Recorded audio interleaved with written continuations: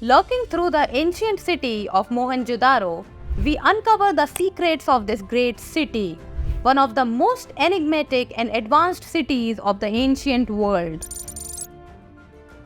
Mohenjo-daro is a remarkable example of advanced urban planning and the sophisticated lifestyle of its people. Situated in Pakistan, this archaeological site is covered over 500 acres, making it 5 times larger than the Vatican City. The ruins of Mohenjo-daro were initially discovered in the 1920s by the Archaeological Survey of India. Later excavations revealed a city that was meticulously planned and constructed. The city's grid-based layout reflects a sophisticated understanding of urban planning and civil engineering. The elaborate drainage system, crafted with precise brickwork, indicate a strong emphasis on hygiene and public health. Mohenjo-daro's architectural marvels include the Great Bath, a large public bathing area that underscores the significance of this structure, measuring roughly 12 by 7 meters, is one of the earliest known public water tanks. The city also boasted granaries, residential buildings, and assembly halls, all constructed from uniformly sized baked bricks. The residential districts were organized with notable precision. Houses, varying in size, featured private wells and bathrooms, reflecting an advanced understanding of water management. The streets were laid out in a precise grid pattern with wide main roads and narrower lanes, ensuring efficient movement and access.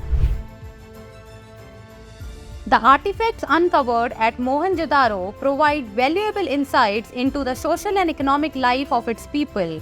The discovery of seals, pottery, and jewelry indicates a society skilled in various crafts and engaged in trade. The seals, often featured animals' motifs and inscriptions, suggest the use of a written language, although it remains undeciphered. The standardization of weights and measures points to a regulated system of trade and commerce. The city's economy was likely based on agriculture, supported by the fertile lands of the Indus River.